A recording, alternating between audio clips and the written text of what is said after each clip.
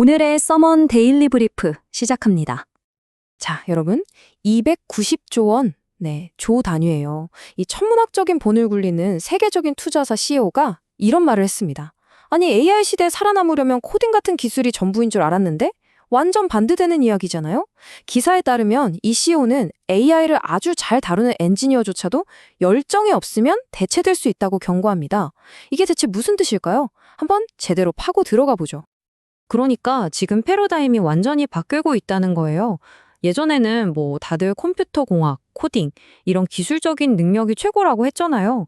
근데 이제는 AI가 코딩의 상당 부분을 그냥 해버리니까. 맥도날드가 강조하는 건 뭐냐면 기술이 아니라 오히려 인문학 같은 걸 통해서 생각하는 법 자체를 배워야 한다는 거죠. 왜냐? 분석하고 비판적으로 생각하는 능력, 이건 AI가 절대로 따라올 수 없는 우리 인간만의 영역이라는 겁니다. 여기서 진짜 재미있는 개념이 나와요. 바로 생각의 공백이라는 건데요. 기사를 보니까 맥도날드는 이렇게 말해요. 생산성이라는 게 그냥 책상에 오래 앉아 있는다고 나오는 게 아니라는 거죠.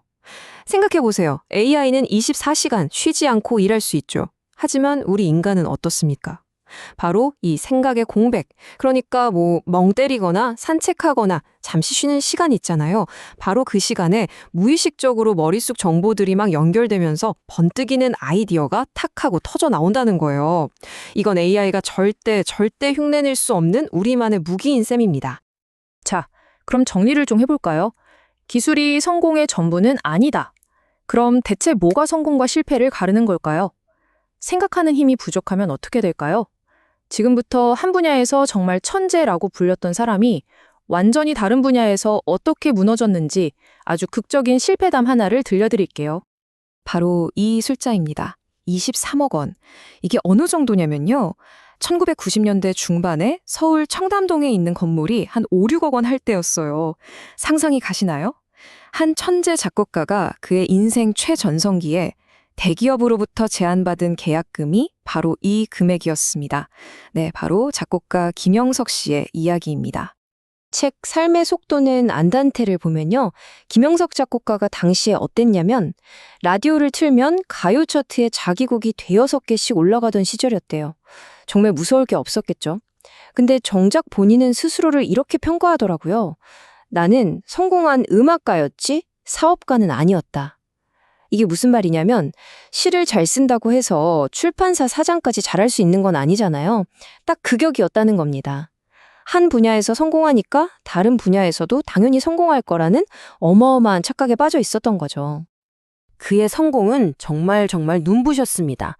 당대 최고의 아이돌이었던 가수 김원준의 쇼 아시죠? 그 노래를 히트시키면서 그냥 승승장구했어요. 노래 가사처럼 정말 쇼는 계속될 것만 같았죠. 하지만 바로 그때 대한민국 전체를 뒤흔든 사건이 터집니다. IMF 외환위기. 그에게 일을 맡겼던 대기업이 법정 관리에 들어가면서 모든 게 뒤틀리기 시작한 겁니다. 그리고 결국 그는 28억 원을 돌려달라는 소송을 당하게 됩니다. 한순간에 모든 것이 무너져 내린 거죠. 그 뒤로 2년 동안 정말 끔찍한 소송이 이어졌다고 해요.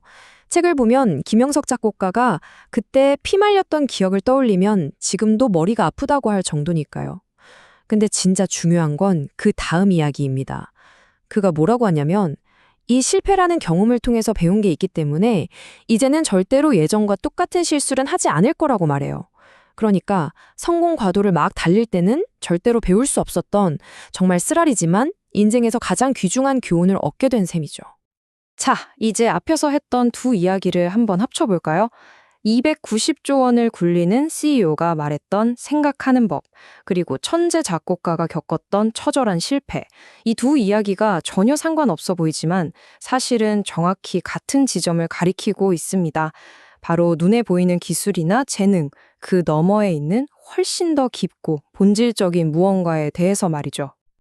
그게 바로 지혜입니다. 워런 버핏의 평생 파트너였던 찰리 멍거, 다들 아시죠? 그의 지혜가 담긴 책 가난한 찰리의 영감을 보면 이런 말이 나옵니다. 지혜를 얻는 것은 단순히 인생에서 앞서 나가기 위한 것만이 아니라 도덕적 의무다. 와, 이 말 한마디가 우리가 지금 나누는 이야기를 그냥 어떻게 하면 성공할까 하는 커리어 스킬 차원에서 어떻게 살아야 하는가라는 평생에 걸친 지혜의 추구라는 차원으로 확 끌어올려주네요. 그럼 그 지혜, 대체 어떻게 얻을 수 있을까요? 멍거의 해법은 놀라울 정도로 명쾌합니다. 책에 따르면 딱 3가지예요. 첫째, 내가 지금 아는 게 전부가 아니다. 이걸 인정하는 것부터 시작해야 합니다.